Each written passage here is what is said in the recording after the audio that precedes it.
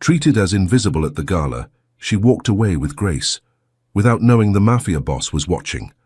The chandelier above casts 1,000 shards of light across the marble floor, and I stand at the edge of it all, holding a glass of champagne I have not touched. The bubbles rise slowly, endlessly, and I watch them because watching them is easier than watching the people who refuse to see me. My name is Eleanor Price. Tonight, I am wearing a dress I saved 3 months to buy.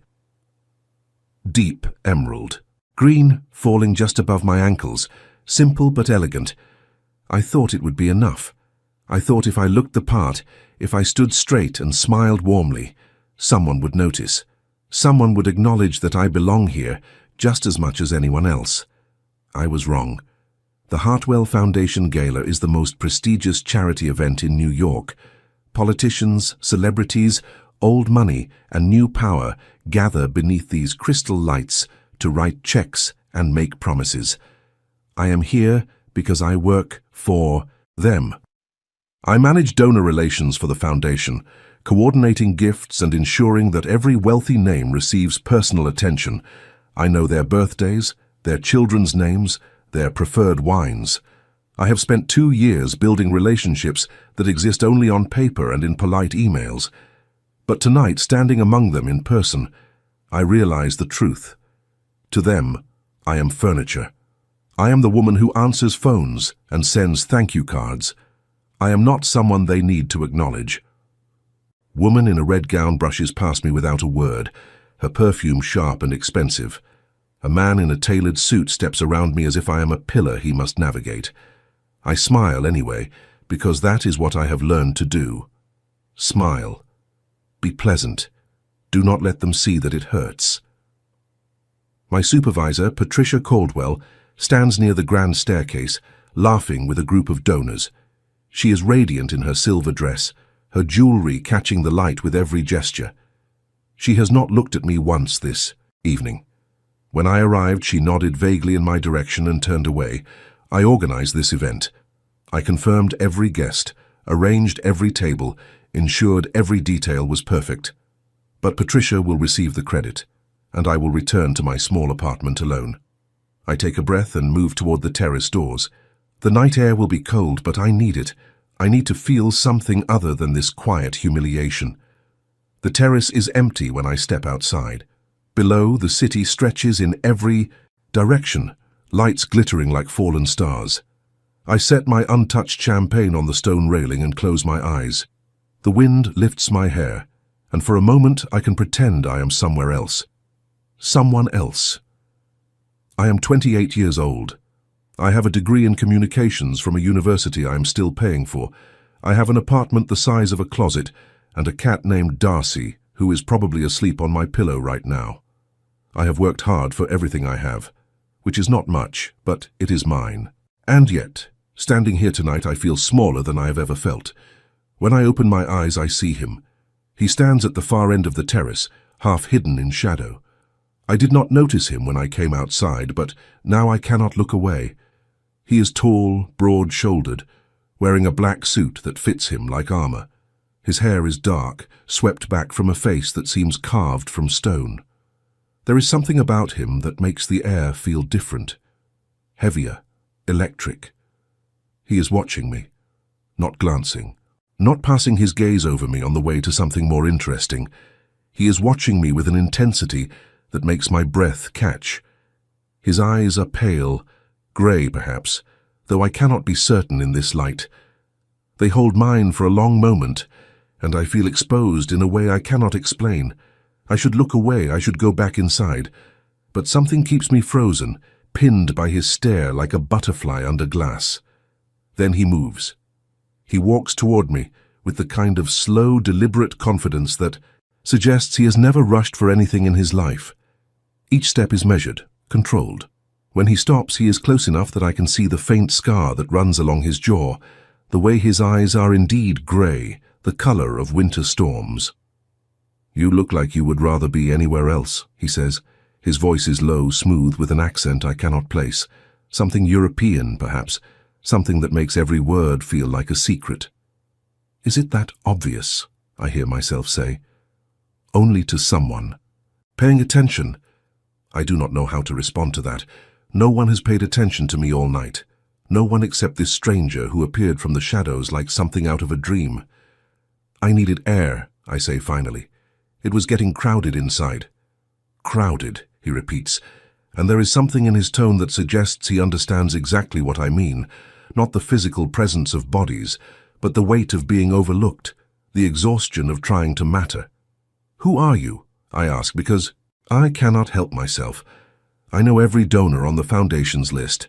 I know every face that was supposed to be here tonight. I do not know his. He tilts his head slightly, studying me. Does it matter? You are at a charity gala. You must be someone. Everyone is someone. The question is whether anyone cares to notice. The words land like a blow, soft but precise. He has seen it too then, the way these people move through their glittering world, blind to anyone who does not reflect their own light. I am Eleanor, I say, extending my hand before I can think better of it. He takes it. His grip is firm, his palm warm against my cold fingers. Dominic. Just Dominic. For now. He releases my hand, but he does not step back. He remains close enough that I can smell his cologne, something dark and rich like cedar and smoke. I should be uncomfortable. I should make an excuse and return to the safety of the crowd inside. But I do not move. Why are you out here alone? I ask. You do not seem like the type to hide. I am not hiding, I am observing. Observing what? His gaze holds mine. Everything, everyone. The way people reveal themselves when they think no one is watching. And what have you observed about me? For a moment he says nothing. Then slowly the corner of his mouth lifts. It is not quite a smile, but it is close. You are too good for this room, and you know it. That is why you left. The words strike something deep inside me, something I have tried to bury beneath years of politeness and patience. I feel my eyes sting and I look away quickly, blinking hard. I should go back inside, I say. My voice sounds strange to my own ears, thin, fragile. Should you? I work for the foundation. I have responsibilities. You have already fulfilled them. The event is running smoothly. No one will notice if you stay out here a little longer. How do you know that? Because they have not noticed you all night. Why would they start now? It should hurt, hearing it stated so plainly. But somehow coming from him, it does not. He is not being cruel. He is simply telling the truth that everyone else has been too polite or too indifferent to speak. You noticed, I say quietly. Yes. Why? He is silent for a long moment. When he speaks, his voice is softer than before. Because you walked through that room like you were carrying something heavy. Everyone else was performing. You were surviving. I do not know what to say. I do not know how this stranger can see me so clearly when everyone I have worked beside for 2 years cannot see me at all. The terrace doors open behind us, and I hear laughter spilling out from inside. The moment breaks. I take a step back, suddenly aware of how close we have been standing, how long we have been talking. I should go, I say again, and this time I mean it. Dominic nods slowly. Then go. But Eleanor. I pause, halfway turned toward the doors. Do not let them make you small. You deserve to take up space. I do not respond, I cannot. I simply walk back inside, my heart pounding in a way that has nothing to do with fear. The rest of the evening passes in a blur. I smile at the right people, nod at the right moments, and count the minutes until I can leave. Patricia makes a speech thanking everyone for their generosity. She does not mention my name. No one does. At 11 o'clock, I slip out through a side entrance and walk to the subway. The streets are quiet, the cold, biting through my thin coat. I replay the conversation on the terrace over and over, trying to understand why it affected me so deeply. A stranger told me I deserved to take up space, and somehow, that single sentence felt more meaningful than 2 years of performance reviews and polite acknowledgements.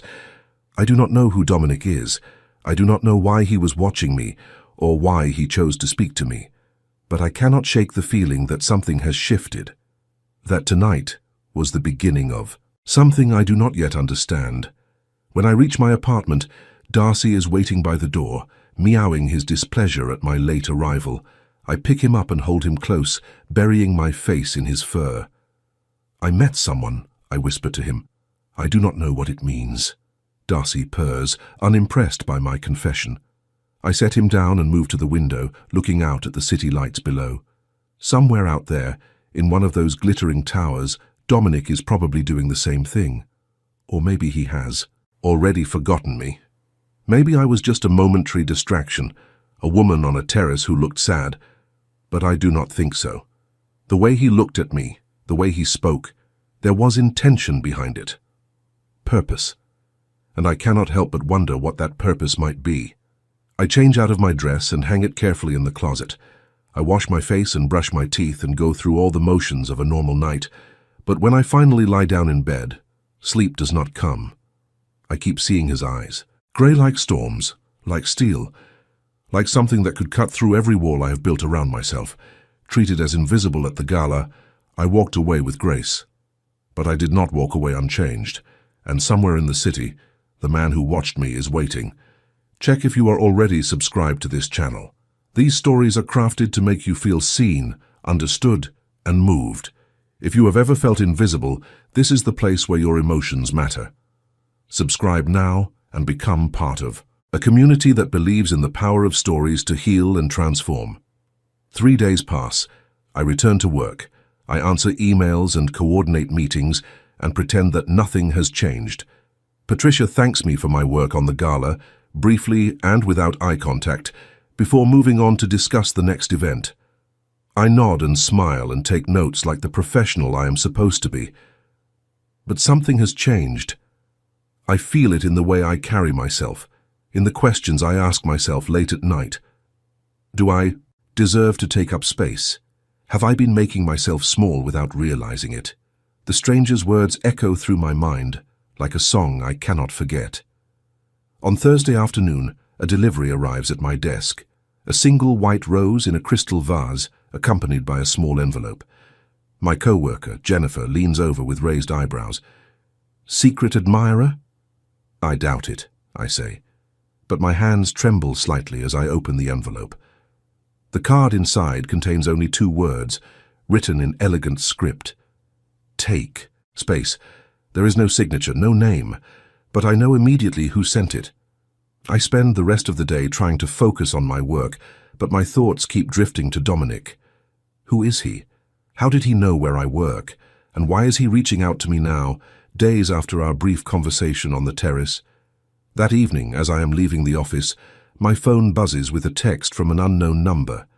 There is a restaurant on Madison and 53rd called Lucia. Meet me there at 8. Come if you are curious. Stay home if you are afraid. I stare at the message for a long moment. Every logical part of my brain tells me not to go. I do not know this man. I do not know what he wants. Meeting a stranger at night in a city like New York is the kind of decision that ends badly in every cautionary tale I have ever heard. But there is another part of me, a part that has been quiet for too long, that wants to know, that needs to understand why this man saw me when no one else did. I go home. I change into a simple black dress, nothing fancy, just something that makes me feel like myself. I feed Darcy, tell him not to wait up, and call a car to take me to Madison Avenue. Lucia is not what I expected. From the outside, it looks like any other upscale Italian restaurant, all warm lighting and white tablecloths. But when I step inside, I realize it is something more. The host greets me by name before I can introduce myself and leads me through the main dining room to a private area in the back. Dominic is already there, seated at a table near the window. He rises when he sees me, and once again I am struck by his presence. He fills the room simply by existing in it. "You came," he says. "I was curious." "Not afraid?" "A little," I admit. But curiosity won. He gestures to the chair across from him, and I sit. A waiter appears immediately, pouring water into crystal glasses, presenting menus with silent efficiency. When he leaves, Dominic watches me with That same intensity I remember from the terrace. "You are wondering who I am," he says. "It is not a question." "Among other things." "Ask." I take a breath. "The gala." "You were not on the guest list." I checked. "No, I was not." "Then how did you get in?" "The same way I get in anywhere, by making it clear that no one should stop me." It is an arrogant statement, but there is no arrogance in his tone. He is simply stating a fact, and somehow I believe him. "What do you do?" I ask. "What is your business?" "I have many businesses. Real estate, import and export, investments." That is vague. It is honest. The details would take longer than one dinner to explain. I study his face, looking for deception, but I find only calm certainty. Whatever Dominic does, he does it with complete confidence in himself. "Why did you invite me here?" "Because I cannot stop thinking about you." The directness of it catches me off guard. I feel heat rise to my cheeks and look down at the table, suddenly unable to meet his eyes. That is a bold thing to say to someone you barely know. I prefer honesty to games. Life is too short for pretending. When I look up again, he is still watching me, waiting for my response. There is no pressure in his gaze, only patience. He will wait as long as it takes for me to decide what I want. "Tell me something true," I say finally. "Something that matters." He considers the question for a moment. Then he leans back in his chair, and something in his expression shifts, softens. "My mother died when I was 12. She was the only person in my life who made me feel safe. When she was gone, I promised myself I would never be powerless again. Every decision I have made since then has been about control, about ensuring that no one can take from me what I am not willing to give." The confession hangs in the air between us, heavy and raw. I did not expect him to answer so honestly. I did not expect him to answer at all. "I am sorry," I say quietly. "About your mother. It was a long time ago, but some losses never fully heal." "No, they do not." He tilts his head, studying me. "You understand that. It is not a question. He has seen something in me, just as I have seen something in him. Two people shaped by absence, building walls to protect themselves from more pain. My father left when I was 8, I hear myself say. One morning he was there, the next he was gone. No note, no explanation. My mother never recovered. She worked herself into exhaustion trying to provide for us. And when I was 16, her heart gave out. I have been on my own ever since." I do not know why I am telling him this. I have not spoken about my parents in years, but something about this moment, this man, makes the words pour out of me like water through a broken dam. "You built yourself from nothing," Dominic says, "and you did it alone." I did not have a choice. There is always a choice. You could have given up. You could have become bitter, resentful, closed. Instead, you kept your heart open. That takes courage. Tears prick at my eyes and I blink them back. I will not cry in front of this stranger who sees me too clearly. "Why me?" I ask. "Of all the people at that gala, why did you notice me?" "Because you were the only real person in the room. Everyone else was performing. You were simply existing, trying to survive. I recognized it because I used to be the same." "Used to be?" "I have learned to perform when necessary. But I never forget what is real." The waiter returns with our food, breaking the intensity of the moment. We eat in comfortable silence, and I discover that despite my nerves, I am hungry. The pasta is perfect, the wine smooth and warm. When we finish, Dominic insists on paying. I do not argue. Something tells me that refusing would only prolong the discussion, and I am too tired for debates. Outside, the night is cold and clear. Stars are invisible behind the city lights, but I look up anyway, searching for them out of habit. "Let me drive you home," Dominic says. "I can take a car." "I know you can. I am asking if you will let me." I consider refusing. I consider maintaining my boundaries, protecting myself from whatever this is. But I do not want to.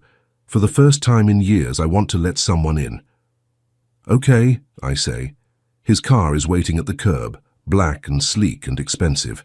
A driver opens the door for us, and I slide into the leather interior, acutely aware of how close. Dominic is beside me. The drive to my apartment is quiet. He does not try to fill the silence with small talk, and I am grateful. When we arrive, he walks me to the door of my building. Thank you for tonight, I say. I did not expect... What? Any of this. He smiles, and it transforms his face. For a moment, the hardness falls away, and I see the boy he must have been before loss made him sharp. Neither did I, he says, but I am glad you came. He does not try to kiss me. He does not ask to come inside.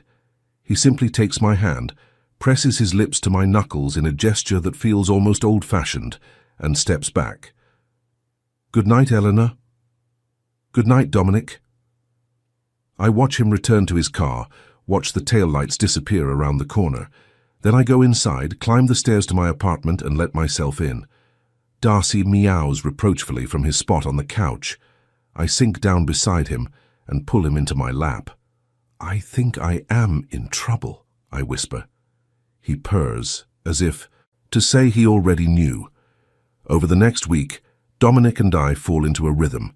He texts me in the mornings, simple messages that make me smile. How did you sleep? I am thinking of you. Have a good day. In the evenings we meet for dinner, or coffee, or walks through Central Park as the autumn leaves fall around us. He tells me about his childhood in Italy, the small village where he was born, the grandmother who raised him after his mother died. He tells me about building his empire from nothing, about the sacrifices he made, and the enemies he created along the way. He does not hide from the darker parts of his past, though he does not dwell on them either. He speaks of them as facts, choices made in pursuit of survival. I tell him about my own journey, working multiple jobs to put myself through college, the loneliness of having no family to celebrate milestones with, the way I have learned to find comfort in small things, a good book, a cup of tea, Darcy's warm weight on my lap. We are two people who should have nothing in common, and yet we understand each other in ways that defy logic. He sees through my walls as if they were made of glass. I see through his as if they were made of smoke. But there are things he does not tell me, things I begin to notice as the days pass, the way his phone buzzes constantly and he excuses himself to take calls in private, the men who seem to appear wherever we go, watching from a distance, never approaching but always present, the deference that waiters and hotel staff show him, not the polite respect given to wealthy customers, but something closer to fear. I do not ask about these things, not yet. I tell myself that everyone has secrets, that I have no right to demand transparency from a man I have known only a few weeks, but the questions grow louder in my mind, and I know that eventually I will have to face them. One evening, we are walking along the Hudson River when Dominic stops suddenly. His expression changes, hardens, and he pulls me gently but firmly to the side. What is it? I ask. We need to leave now. Before I can respond, a black car pulls up beside us. The door opens and Dominic guides me inside with a hand on the small of my back. Seconds later, we are speeding through the city, the driver navigating turns with practiced efficiency. Dominic, what is happening? He does not answer immediately. His jaw is tight, his eyes scanning the streets through the tinted windows. When he finally speaks, his voice is controlled but urgent. There are people who do not appreciate my presence in this city. Sometimes they make their displeasure known. What kind of people? The kind who believe violence is a reasonable negotiation tactic. My heart pounds against my ribs. I have suspected, of course. The pieces have been there all along, waiting for me to assemble them. But hearing it stated so plainly makes it real in a way that suspicion never could. Are you involved in illegal things? He meets my eyes then, and I see something like resignation in his gaze. I am involved in many things, Eleanor. Some of them exist in grey areas, some of them do not. That is not an answer. It is the only answer I can give you right now. When we are safe, I will tell you everything. But at this moment, I need you to trust me. Trust. Such a simple word for such a complicated request. This man is asking me to place my life in his hands, to believe that he will protect me from dangers I do not fully understand. But when I look at him, I do not see a threat. I see the man who told me I deserve to take up space, the man who held my hand and listened to my stories, the man who has made me feel seen for the first time in years. I trust you, I say. Relief flickers across his face, quickly masked by determination. He takes my hand and holds it tightly as the car races through the night.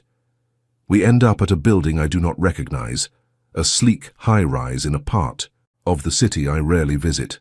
Dominic leads me through a private entrance, past security guards who nod without question, into an elevator that requires a key card to operate.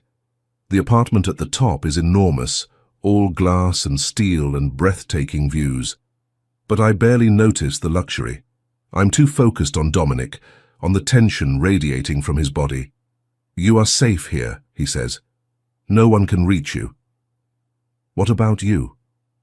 Are you safe? He smiles, but there is no warmth in it. I have survived. Worse than this. That does not answer my question. I know. He moves to the window, looking out at the city below. For a long moment, neither of us speaks. Then, without turning around, he begins to talk. My family has been in certain businesses for generations. When my mother died, my grandmother wanted me to leave to start fresh somewhere clean. But I was angry. I wanted revenge against the world that had taken her from me. So I stayed. I learned. I rose. The Mafia, I whisper. I have thought the word before, but this is the first time I have spoken it aloud. That is one name for it. There are others. What matters is that I am powerful, and power makes enemies. Tonight, one of those enemies decided to send a message. What kind of message? He turns to face me. The kind that says they know about you. The words hit me like a physical blow. I take a step back, my hand finding the wall for support. Me? Why would anyone care about me? Because I care about you, and in my world that makes you valuable. I think of the Gala, the invisible woman standing on the terrace. I think of the rose on my desk, the dinners and conversations and small moments of connection. I think of how carefully, how deliberately this man has pursued me. Did you know this would happen? I knew it was possible. I hoped I would have more time. Time for what? To show you who I am. To let you decide for yourself whether I am worth the risk. I stare at him, this man who has turned my life upside down in a matter of weeks. I should be angry. I should demand answers, explanations, assurances that he will protect me from the chaos he has brought into my world. But anger is not what I feel. What I feel is something far more dangerous. I already decided, I say quietly. That first night on the terrace, something in me recognized something in you. I did not understand it then. I am not sure I understand it now, but I know that whatever this is, I am not ready to walk away from it. Dominic crosses the room in 3 strides. He takes my face in his hands, his eyes searching mine for doubt, for fear, for anything that might suggest I do not mean what I say. He must not find it, because the next thing I know, his lips are on mine. The kiss is not gentle. It is fierce, desperate, full of everything neither of us has been able to say. I grip his shoulders and pull him closer, wanting more, needing him. When we finally break apart, we are both breathing hard. He rests his forehead against mine, his hands still cradling my face. I will protect you, he says, no matter what it costs, no matter what I have to do. You are mine now, Eleanor, and I do not let go of what is mine. The possessiveness in his voice should frighten me. Instead, it makes me feel safe in a way I have never felt before. Then do not let go, I whisper, and he does not.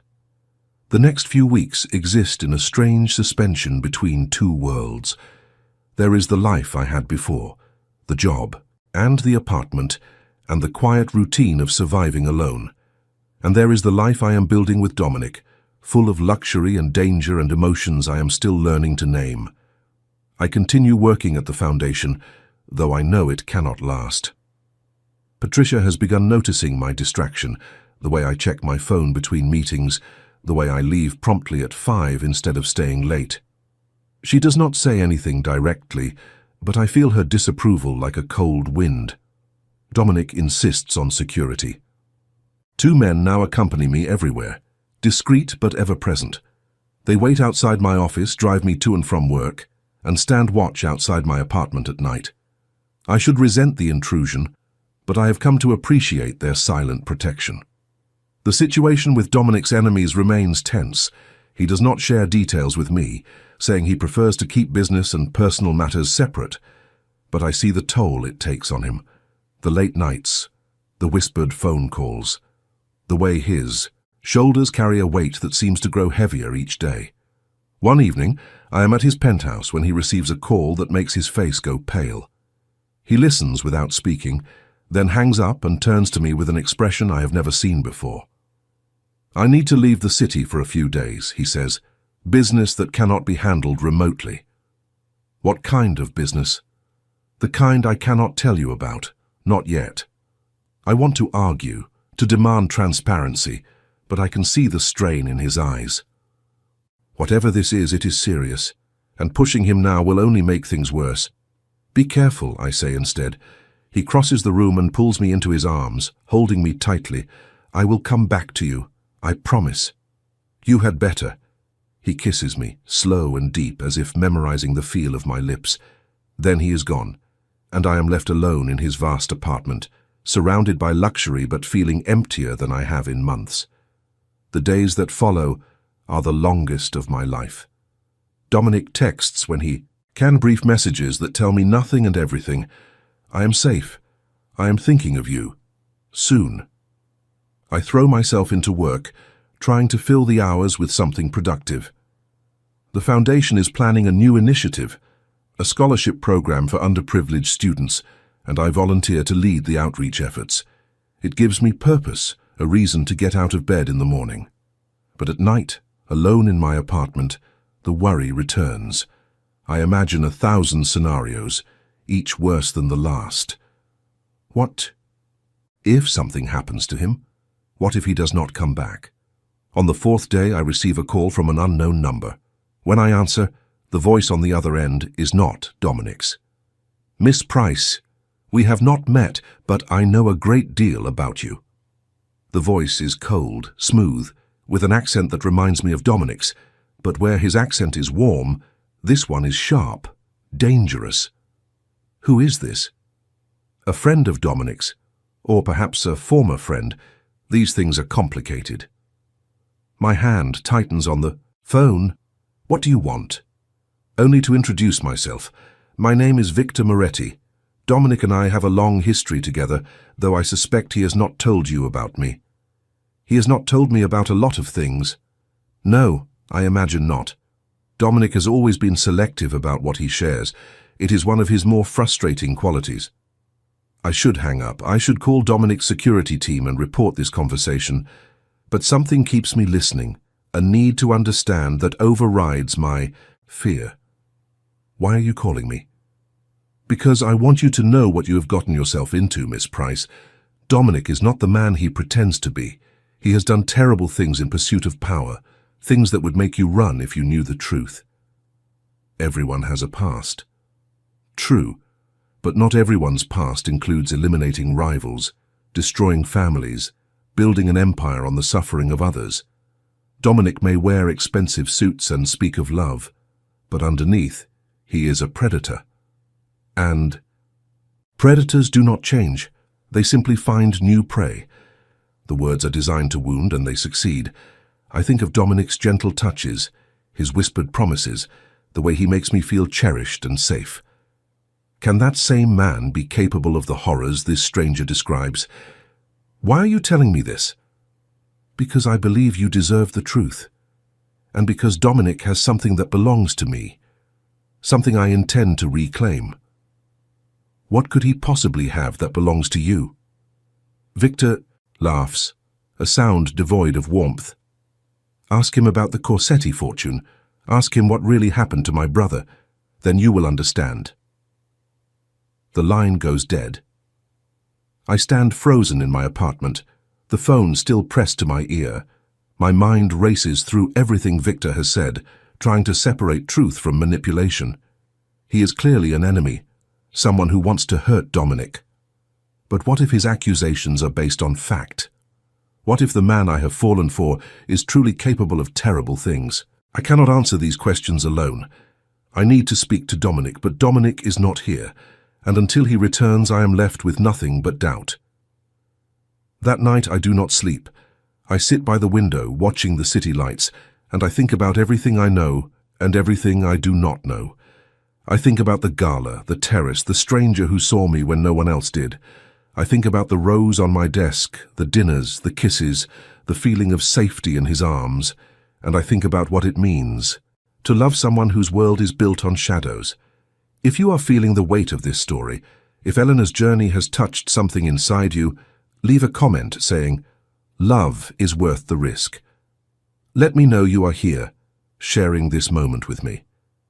When Dominic returns 5 days later, I can see immediately that something has changed. There is a weariness in his eyes that was not there before, a heaviness in his movements. "It is done," he says when I ask about his trip. "The situation is resolved." Resolved how? He looks at me for a long moment and I see him weighing his words, deciding how much truth I can handle. There were people who wanted to challenge my authority. They have been persuaded to reconsider. Persuaded? Yes. I want to press further, but the memory of Victor's call stops me. If I ask about the Corsetti fortune, about his brother, I will reveal that I have been in contact with Dominic's enemies, and I do not know how he will react to that. Instead, I ask a different question. "Someone called me while you were gone, a man named Victor Moretti." Dominic's expression hardens instantly. "What did he say?" "That you have done terrible things, that you are not the man you pretend to be." "And do you believe him?" I take a breath. I do not know what to believe. I only know what I have experienced with you, and that has been... what? Overwhelming, confusing, beautiful. Some of the tension leaves his shoulders. He crosses the room and takes my hands in his. "Victor is my cousin. We grew up together, trained together, were supposed to inherit together. But when the time came to choose a leader, the family chose me. Victor has never forgiven that. He blames me for everything that has gone wrong in his life.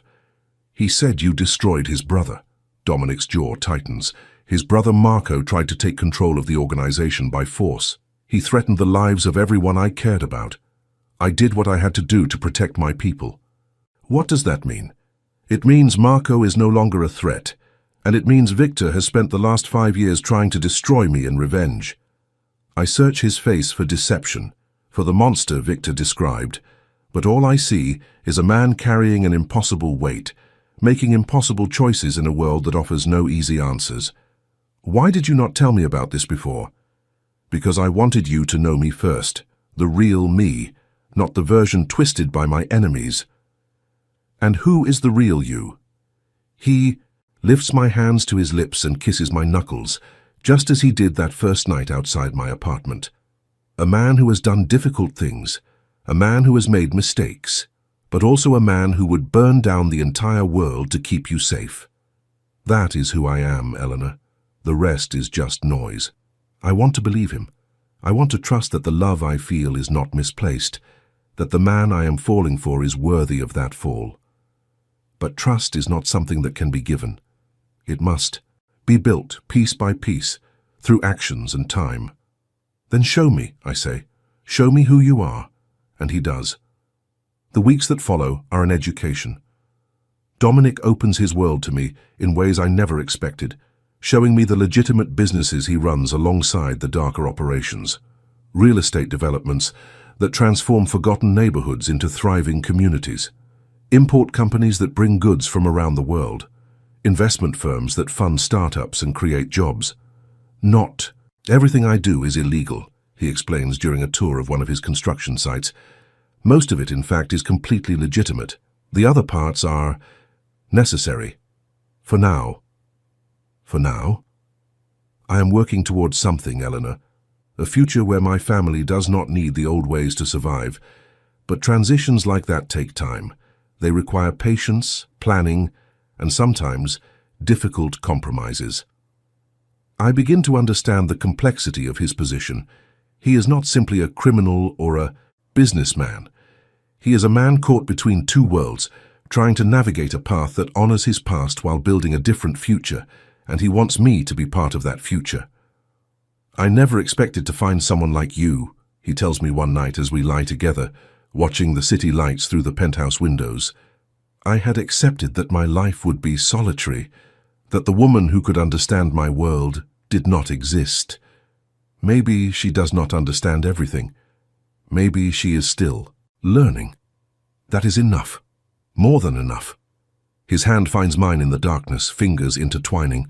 I feel the roughness of his palms, the scars that tell stories he has not yet shared. And I realize that I am no longer afraid of those stories. I want to hear them all. But peace, I am learning, is fragile in Dominic's world, and it shatters without warning. It happens on a Tuesday. I am at the foundation reviewing applications for the new scholarship program when Patricia calls me into her office. Eleanor, we need to talk. Her expression is carefully neutral, but I have worked for her long enough to recognize the tension beneath the surface. Of course. What is this about? I have received some information about your personal life. My stomach drops. What kind of information? Questions have been raised about your associations, specifically your relationship with a man named Dominic Valenti. Dominic's family name. I have heard him use it rarely, preferring just his first name in most situations, but someone has been digging. I do not see how my personal relationships are relevant to my work here. Normally they would not be, but the Hartwell Foundation depends on its reputation. We cannot afford to be associated with certain elements. Patricia shifts uncomfortably.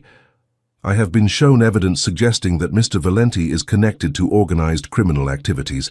If this is true, your continued employment here could pose a risk to the Foundation's standing. I feel the walls closing in around me. Everything I have worked for, the career I built from nothing, the respectability I struggled to achieve, all of it threatened by my choice to love the wrong man. Who showed you this evidence? I am not at liberty to say. But I already know. Victor Moretti. He is not content to attack Dominic directly. He is coming after everyone and everything Dominic cares about. I need time to address this, I say, keeping my voice steady through sheer force of will. Can you give me until the end of the week? Patricia considers for a moment, then nods. Until Friday. But Eleanor, if you cannot resolve this situation, I will have to let you go. I hope you understand. I understand perfectly. I return to my desk and gather my things with mechanical precision. Jennifer watches me with concern, but does not ask questions. I do not offer explanations. When I reach the street, I call Dominic's private line. Eleanor, what is wrong? We need to talk now. An hour later, I am in his office, pacing the length of the room while he listens to my account of the conversation with Patricia. When I finish, his expression is thunderous. Victor, this has his fingerprints all over it. He is trying to isolate me, cut me off from my normal life so I have nowhere to go but to him. That will not happen. How can you be sure? Dominic rises from his chair and crosses to where I am standing. He takes my shoulders in his, hands forcing me to meet his eyes. Because I will not let it happen. Victor has overplayed his hand. He thinks attacking you will weaken me, but he does not understand what you mean to me. He does not understand that I will burn his entire operation to the ground before I allow him to harm a single hair on your head. The intensity in his voice is almost frightening, but beneath the fire, I see something else. Fear. He is afraid of losing me, just as I am afraid of losing everything I have built. What are you going to do? What I should have done years ago, end this, permanently. Over the next 3 days, I watch Dominic transform. The tender man who brought me coffee and kissed my forehead disappears, replaced by something harder, colder, more focused. He spends hours in meetings with men I do not recognize, speaking in rapid Italian, making plans I am not privy to. I want to help, but he refuses. This is my fight, Eleanor. I brought this danger into your life, and I will. Remove it. All I ask is that you trust me. So I trust him. And I wait. On Thursday night, Dominic comes to my apartment. He looks exhausted, dark circles beneath his eyes, his jaw tight with tension. But when he sees me, something in him softens. "It is almost over," he says. "Tomorrow this will end." What is happening tomorrow? A meeting. Victor and I will finally settle our differences. Is it dangerous? He hesitates, and I know the answer before he speaks. There is always risk, but I have taken precautions. My people are prepared. Let me come with you. Absolutely not. Dominic, I cannot sit here and wait while you walk into danger. I need to be there. I need to know you are safe. The best way to keep you safe is to keep you far away from where Victor can reach you. I am not asking for your permission, I'm telling you what I need. We stare at each other, two stubborn people refusing to yield. Finally, Dominic sighs. You are the most frustrating woman I have ever met. I will take that as a compliment. You would. He pulls me into his arms and holds me tightly. I can feel his heart beating against my cheek, strong and steady despite the chaos swirling around us. If I bring you, he says slowly, you will do exactly as I say. You will stay where I put you, and if I tell you to run, you will run. No arguments, no heroics. Do you understand? Yes. Promise me, Eleanor. I promise. He pulls back and looks into my eyes, searching for any sign of deception. Whatever he sees must satisfy him, because he nods slowly. Then we face this together. The meeting takes place in an abandoned warehouse on the waterfront, a location chosen for its neutrality and isolation. As our car approaches, I can see other vehicles already parked nearby, men in dark suits positioned around the perimeter. Dominic holds my hand tightly as we walk through the doors. Inside, the warehouse is vast and empty, lit by industrial lights that cast harsh shadows across the concrete floor. In the center of the space, a single table has been set up with two chairs facing each other. Victor Moretti is already waiting. He is tall like Dominic, with similar features that speak to their shared blood. But where Dominic's eyes are grey and warm, Victor's are ice blue and completely devoid of feeling. "Cousin," Victor says, rising from his chair, "and the lovely Miss Price. I did not expect you to bring her. Eleanor is part of my life now. She has a right to witness. What happens here?" Victor smiles, and it is not a pleasant expression. "How romantic. Tell me, Miss Price, did Dominic explain to you why we are really here? Did he tell you about the empire built on betrayal? About the blood on his hands?" "He told me the truth," I say, keeping my voice steady. "Which is more than you have ever offered." Victor's eyes narrow. The truth. An interesting concept. Let us see if your precious Dominic is willing to share the whole truth. He reaches into his jacket and pulls out a folder, tossing it onto the table between them. There. The evidence of everything you have done. Every deal, every elimination, every family destroyed. I wonder how your girlfriend will feel when she sees it all laid bare. Dominic does not flinch. "I have never hidden what I am, Victor. The difference between us is that I take responsibility for my choices.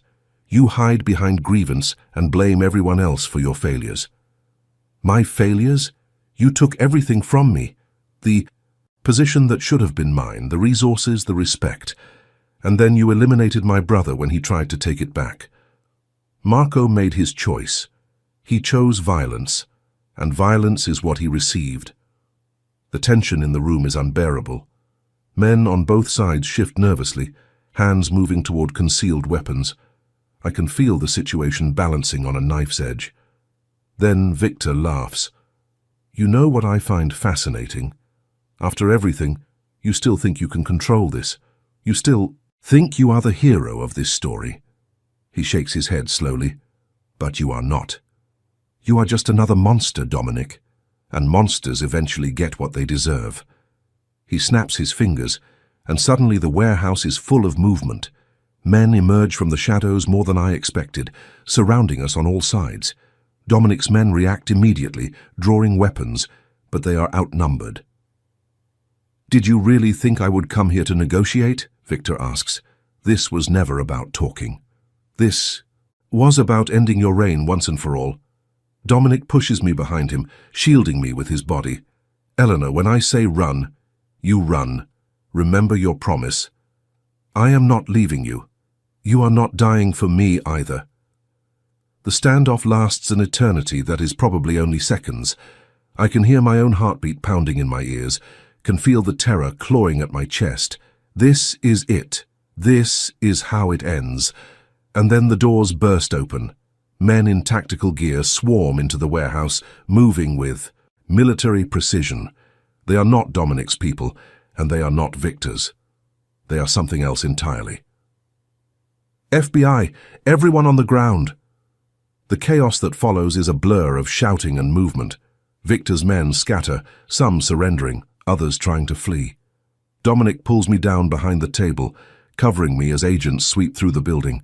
When it is finally over, I look up to see Victor Moretti in handcuffs, being led toward a waiting vehicle. His face is a mask of fury and disbelief. "What is happening?" I whisper. Dominic helps me to my feet. His expression is complex, relief mixed with something I cannot quite identify. "I made a deal," he says quietly. "Weeks ago, when I knew Victor would never stop until one of us was destroyed, I reached out to certain contacts in law enforcement, offered them Victor and his operation in exchange for protection for you and a chance to transition my business into fully legitimate channels. You turned him in? It was the only way to end this without more violence. Victor would have kept coming, kept threatening everyone I care about. This way, he goes away for a very long time, and I get to build the future I have been working toward." I stare at him, this man who has surprised me at every turn, this man who chose peace over power, love over dominance, the future over the past. "You did this for me? I did this for us, for the life we could have together, the life I want more than anything." Tears stream down my face. I do not try to stop them. I throw my arms around him and hold on as if he might disappear. "I love you," I whisper against his chest. "I love you, Dominic." His arms tighten around me. "I love you too, Eleanor, more than I ever thought possible." Outside, the night is cold and full of flashing lights and official voices, but in this moment, wrapped in each other's arms, we are warm, we are safe, we are finally, truly home. 6 months later, spring has arrived in the city, transforming the grey streets into avenues lined with cherry blossoms. I walk through Central Park with Dominic beside me, Darcy on a leash between us, protesting the indignity of being forced to exercise. So much has changed since that night in the warehouse. Victor is awaiting trial, his criminal empire dismantled by federal prosecutors. Dominic has kept his promise, transitioning his remaining businesses into legitimate operations, working with authorities to ensure everything is above board. It has not been easy. Old associates have turned their backs on him. New partnerships have been slow to form, but he approaches each challenge with the same determination that first drew me to him. As for me, I left the foundation 2 months after the confrontation with Patricia, not because I was fired, but because I chose to leave. Dominic helped me start my own non-profit, focusing on educational opportunities for children from difficult backgrounds. We call it the Second Chance Foundation, and it is the most meaningful work I have ever done. "You are quiet today," Dominic observes as we find a bench overlooking the lake. "I am thinking about how different my life is now compared to a year ago. Different good or different bad?" I turn to look at him, this man who has become my partner, my protector, my home. Different, amazing. He smiles, and it still transforms his face. The hardness that once defined him has softened over these months, replaced by something warmer. He is still powerful, still formidable when necessary, but he is also gentle, patient, and endlessly devoted. "I have something for you," he says, reaching into his jacket pocket. My heart skips. "Dominic, do not panic. It is not a ring." He pauses, his smile widening. "Not yet." He pulls out a small velvet box and opens it to reveal a delicate pendant. A silver butterfly, its wings set with tiny diamonds that catch the spring sunlight. "A butterfly," I whisper. "You emerged from your cocoon, Eleanor. You transformed from someone who felt invisible into someone who commands attention simply by existing. This is to remind you of how far you have come." Tears prick at my eyes as he fastens the chain around my neck. I touch the pendant gently, feeling its weight against my collarbone. "It is beautiful. Not as beautiful as you." I lean in and kiss him, slow and sweet, not caring who might be watching. We are past hiding, past pretending to be anything other than what we are. Two people who found each other against impossible odds and built something real from the wreckage of their pasts. When we break apart, Dominic takes my hand in his. "There is something else I want to discuss." "More surprises?" In a manner of speaking, I have been thinking about the future, our future. My heart races. "What about it?" "I want to build a family with you, Eleanor. Not tomorrow, not next month, but someday. I want children who will never know the world I came from. I want a home filled with laughter and love and all the things neither of us had growing up." "Dominic, you do not have to answer now. I just want you to know what I am hoping for, what I am working toward. Every legitimate deal, every honest partnership. It is all for that future, for us." I squeeze his hand tightly. "I want that too. I have wanted it since the night you told me I deserved to take up space. You gave me permission to dream again, Dominic. And in my dreams, you are always there."